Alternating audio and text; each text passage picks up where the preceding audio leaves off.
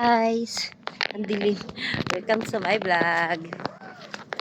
A day of my life, bibili tayo ng ulam dahil wala tayong kalan. So, sa karinderya ang punta at bibili ako ng ulam.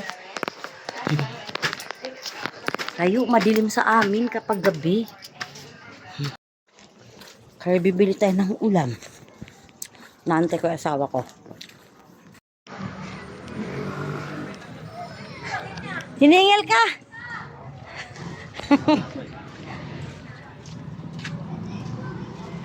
Sa motor ka lang siguro lagi, wala ka na. May ubo, hinika na naman siya. Yan, natake na naman sa hika. Yun. Doon.